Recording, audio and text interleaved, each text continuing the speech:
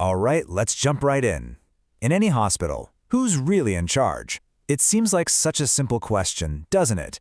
But the answer, well, it determines pretty much everything about a patient's care. Today, we're going to go inside one hospital to uncover the hidden power structures that are always humming just beneath the surface. I mean, if I asked you, you'd probably point to the hospital director, right? Or maybe the top surgeon. They've got the titles, the official authority on paper. But are they the ones who truly hold the power, day in and day out, moment to moment? You know, the real lines of power are often invisible. They're negotiated in quiet corridors and intense morning meetings. To really understand how this all works, we have to go inside a specific hospital and see these dynamics play out for ourselves. So our setting is a place called Ibn Nasser. It's a regional public hospital in Morocco. And it's the perfect place to look at this because it's an environment where there's this constant tug of war between the rules on paper and the messy reality of daily patient care. Every organization has its official chart, right? A clear hierarchy. But what happens when that chart doesn't match how decisions are actually made? Well, at Ibn Nasser, the real story isn't in some employee manual. It's found in the day-to-day interactions between the staff. So let's see what that actually looks like. Okay, so we start our day at 8:30 a.m. It's the daily ward round in internal medicine.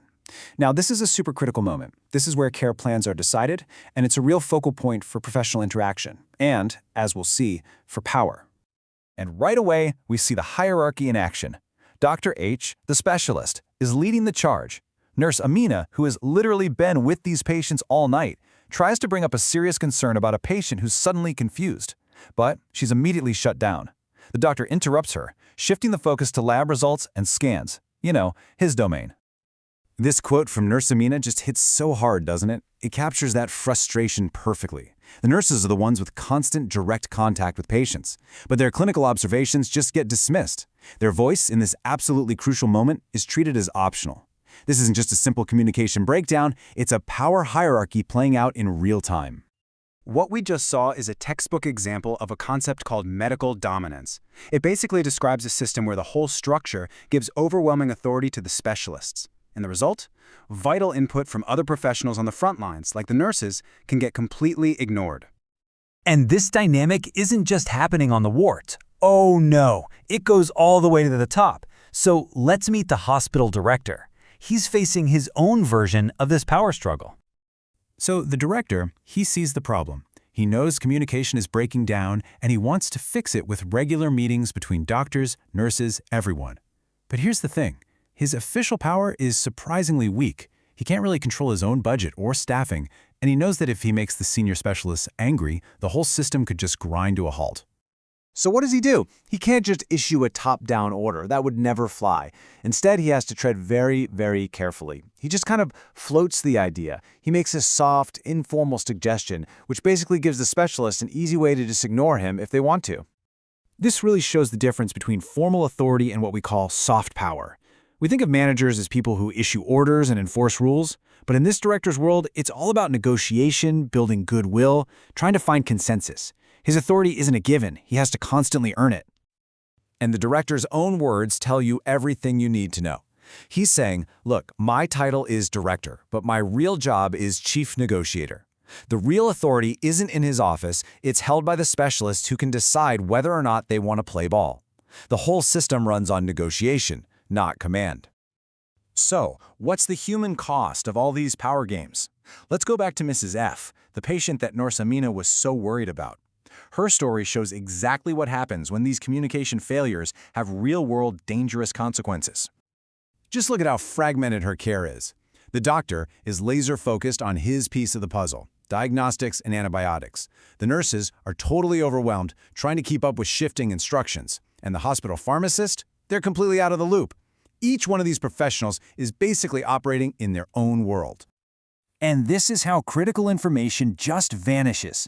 There's no central place where everyone gets on the same page.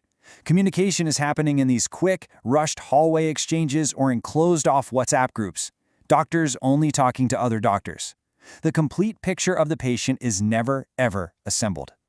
This is a classic example of what are called professional silos. Expertise, instead of being this shared asset that helps the patient, actually becomes a barrier. Each profession is kind of protecting its own turf, and the patient is the one who gets caught in the middle. From the family's point of view, it's just chaos. It's heartbreaking. They're getting conflicting information, and they're left completely in the dark about who's actually in charge. You can feel their trust in the system just breaking down. So let's circle back to our original question. After seeing what happens on the ward, the director's dilemma, and poor Mrs. F's story, who really holds the power here? It is clearly not the person with the official title on the door. The real answer is this concept called negotiated order. The best way to think about it is like the hospital's true operating system. It means the real rules of the game are constantly being worked out in real time. Power is fluid. It belongs to whoever can best navigate all these informal negotiations. So what's the big takeaway here? It's that in any complex place, the formal hierarchy is just the tip of the iceberg. Underneath the surface, it's this negotiated order that's really running the show. And in a hospital, these hidden power dynamics aren't just some academic idea.